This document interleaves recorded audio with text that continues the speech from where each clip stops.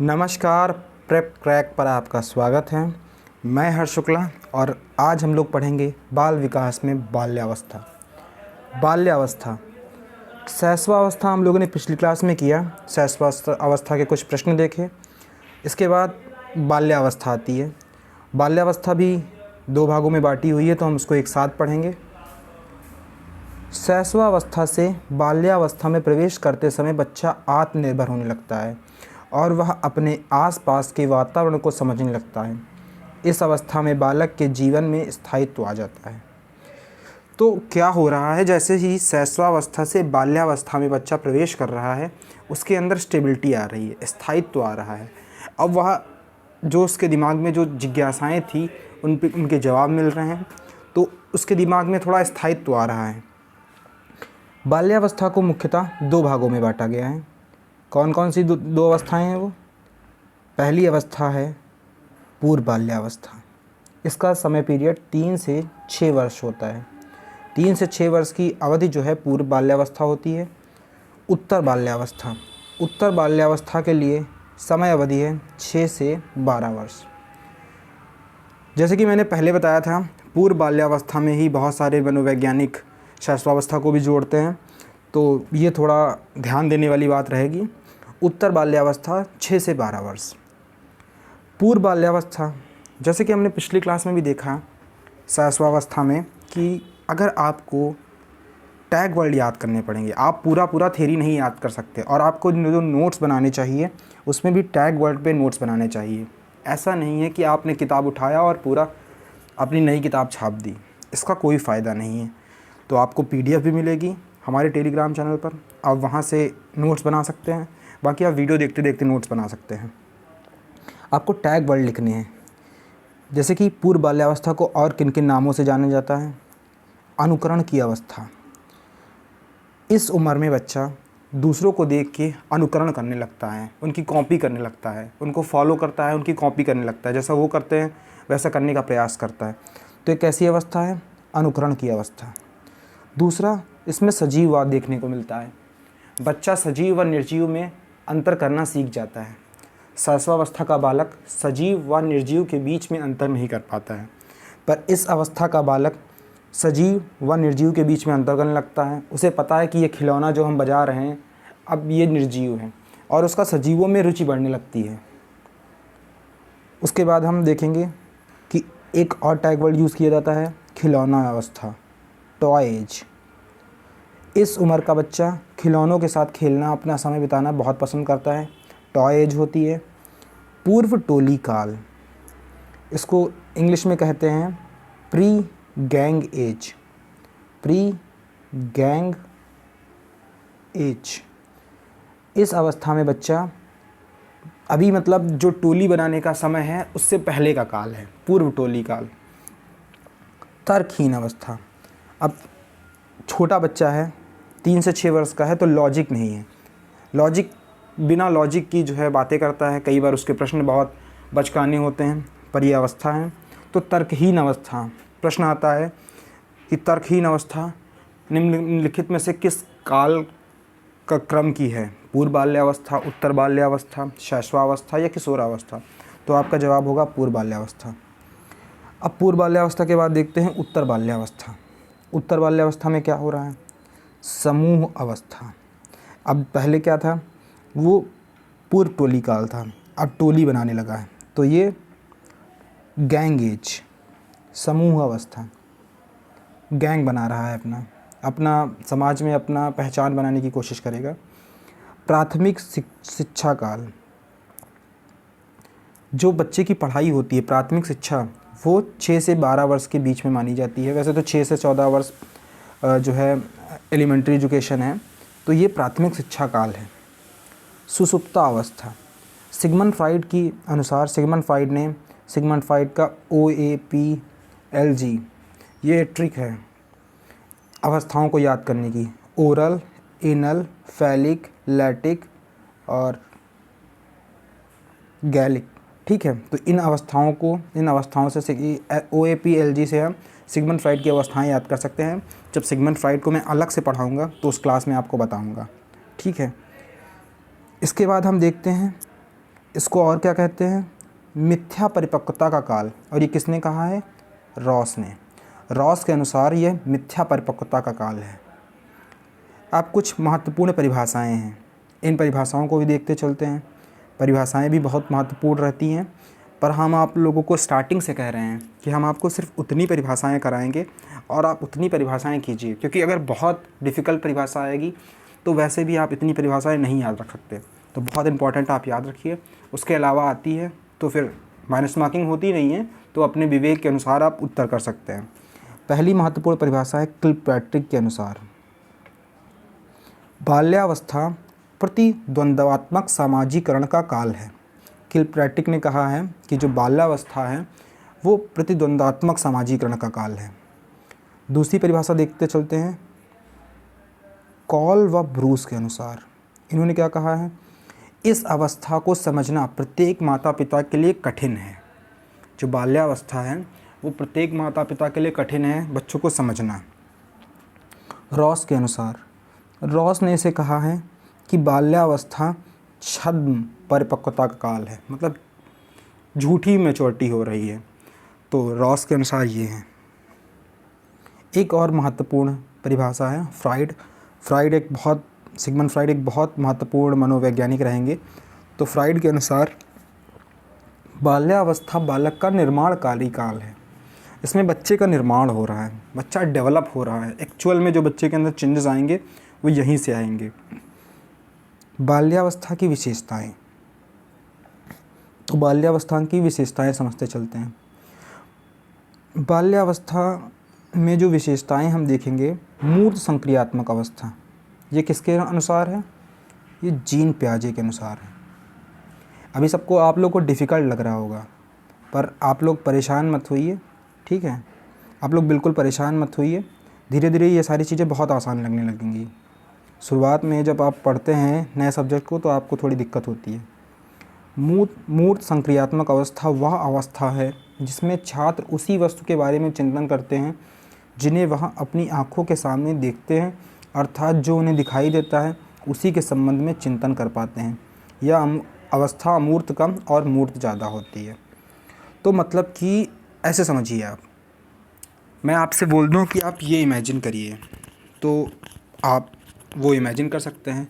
मैं अभी आपसे बोल दूं लंदन इमेजिन करिए, तो अगर आपने लंदन की फ़ोटोज़ देखी हैं या फिर आपने सुना भी है तो उस आधार पे आप अपने ज्ञान के आधार पे आप बोल सकते हैं कि ऐसा कुछ लंदन होता होगा, अपने दिमाग में इमेज बना सकते हैं। बट जो छोटा बच्चा होता है बाल्यावस्था का, वो उसने जिस वस्तु को देखा होता है, जो देखी हुई वस्तुएं हैं उन्हीं के बारे में चिंतन कर पाता है। वो ऐसा नहीं है कि जो वस्तुएं नहीं देखी उनके बारे में सोच पाए।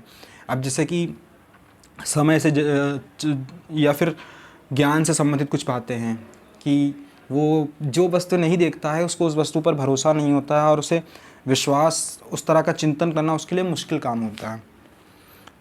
इसके बाद हम अगर इस पॉइंट को समझें, वो कैसा चिंतन करता है? वो मूर्त चिंतन करता है। जो उसे दिखाई देता है उसी तरह का चिंतन करता है, उसी के संबंध में चिंतन करता है। खेल एज, गेमिंग स्टेज, खेल अवस्था, इसमें क्या है? इसमें इस अवस्था को खेल अवस्था इसलिए कहा जाता है क्योंकि इस अवस्था का मन बहुत चंचल होता है और वह बहुत सक्रिय होता है। इस अवस्था में 55% बालक 95% बालक खेलने में अपनी रुचि प्रकट करते हैं। जो गेमिंग स्टेज है उस पर ज़्यादातर बच्चे खेलना पसंद करते हैं, तो इसको क्या कहेंगे? खेल अवस्था कहेंगे। इसके साथ साथ एक क्वेश्चन बहुत आता है कि निर्माणकारी अवस्था, फॉर्मेटिव स्टेज किस एज ग्रुप का हिस्सा है? तो आप बता सकते हैं। निर्माणकारी अवस्था, इस अवस्था को निर्माणकारी अवस्था इसलिए कहा जाता है क्योंकि यह अवस्था छात्रों के व्यक्तित्व एवं चरित्र का निर्माण करती है। फॉर्मेटिव स्टेज ये कैरेक्टर बिल्डअप कर रही है, चरित्र, व्यक्तित्व कैसा होगा उसका जो पूरा आधारशिला है वो बाल्यावस्था में रख रही है, इसलिए इस अवस्था को क्या कहेंगे? निर्माणकारी अवस्था। सामुदायिक अवस्था, इस अवस्था में बालक समूह में रहना काफ़ी पसंद करते हैं। स्वयं को अकेले रहने में वह असहज महसूस और शांत अवस्था में चले जाते हैं। तो क्या बोलते हैं ना, बहुत छोटा बच्चा अगर वो अकेले में बैठा है तो मानते हैं कि बच्चा डिस्टर्ब है। ज़्यादातर छोटे बच्चे आपस में साथ में बैठना, साथ में खाना खाना, साथ में अपनी बात करना, साथ में कैंपिंग करना, तो इस तरह का माहौल छोटे बच्चों में देखने को मिलता है जो 6 से 12 वर्ष के बच्चे हैं। संवेदनशीलता, अब कितने बच्चे सेंसिटिव हैं इसको देखना है। संवेदनशीलता अर्थात इस अवस्था के बालक किसी कार्य को करने हेतु तो अधिक उत्तेजित एवं विश्वसनीय योग्य होते हैं। तो बच्चे जो हैं इस अवस्था में बहुत संवेदनशील होते हैं और उत्तेजना उनमें बहुत ज़्यादा होती है, विश्वसनीय होते हैं। चिंतन, चिंतन एक महत्वपूर्ण पहलू है। कंसर्न, इस अवस्था में बालक चिंतनशील हो जाते हैं, अर्थात वह सही गलत की पहचान करने लगते हैं, किसी भी विषय की तह तक जाने का प्रयास करते हैं एवं वस्तुओं को समझने का प्रयास करते हैं। ठीक है, तो अब इसके प्रश्न करेंगे हम लोग।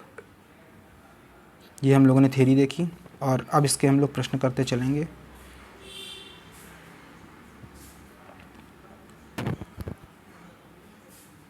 इस अवस्था को मिथ्या परिपक्वता का समय भी कहा जाता है।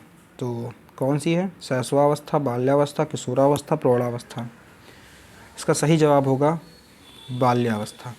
मिथ्या परिपक्वता का काल, इस अवस्था में बालक में नई खोज करने और घूमने की प्रवृत्ति बहुत अधिक बढ़ जाती है।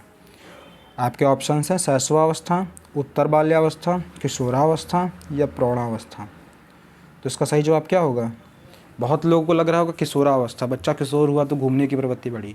नहीं, उसकी प्रवृत्ति बढ़ती है उत्तर बाल्यावस्था में, जब उसकी आयु 6 से 12 वर्ष के बीच में होती है। ठीक है। सीखने की प्रोजेक्ट विधि किस अवस्था के लिए उपयोगी है? तो भाई सीखने की प्रोजेक्ट विधि, अब ये क्वेश्चन मैंने जानबूझ के लिए आपके लिए डाले हैं, क्योंकि क्या होता है आप एक तरह के क्वेश्चन करते तो आपको पता होगा अरे इसमें तो बाल्यावस्था है, इसमें तो बाल्यावस्था है, तो इसीलिए मैंने कुछ थोड़े डिफरेंट क्वेश्चन भी एक आधे डाले हैं। सीखने की प्रोजेक्ट विधि बाल्यावस्था के लिए उपयोगी है, पूर्व बाल्यावस्था के लिए, किशोरावस्था के लिए या उपरोक्त सभी के लिए? इसका सही जवाब होगा उपरोक्त सभी के लिए। सभी के लिए सीखने की जो प्रोजेक्ट विधि है वो उपयोगी है। बाल्यावस्था किस कालखंड तक होती है? तो देखिए प्रश्न आ गया आपका 12 वर्ष तक। इसका सही जवाब होगा 12 वर्ष तक। मूर्त संक्रियात्मक अवस्था है। मूर्त अभी देखो हमने पढ़ाया था ना, किसकी? जीन पियाजे की स्टेज थी और उसका टाइम पीरियड क्या था? उसका टाइम पीरियड था बाल्यावस्था का बीच में। तो अब क्या होगा? इसका सही जवाब होगा 7 से 11 वर्ष। ठीक है। वैसे हम 6 से 12 आयु मानते हैं उत्तर बाल्यावस्था की, लेकिन 7 से 11 वर्ष में मूर्त संक्रियात्मक अवस्था होती है जीन पियाजे के अनुसार। वही 1-2 साल का जो डिफरेंस देख रहे हैं आप कि 1 साल यहाँ पे है, 1-2 साल वहाँ पे घटा, तो ये थोड़ा सा मनोवैज्ञानिक में अपने अपने मतभेद हैं और अपने अपने तथ्यों के आधार पर वो अपनी अपनी बात रखते हैं, तो ये मतभेद देखने को मिलते हैं, तो इनसे आप भी अछूते नहीं रहेंगे। अगला प्रश्न आता है, खेल के मैदान में कौन सा विकास होता है? तो बताइए। शारीरिक विकास होता है, बिल्कुल शारीरिक विकास होता है भाई, हाथ पैर चलेंगे तो शारीरिक विकास तो होगा ही। मानसिक विकास, बिल्कुल आप स्ट्रेटजी बनाएंगे, तरह तरह से अपने खेल को जीतने के लिए प्रयास करेंगे, मन में रणनीति बनाएंगे, तो मानसिक विकास आपका हो रहा है, मेंटली आप स्ट्रांग हो रहे हो।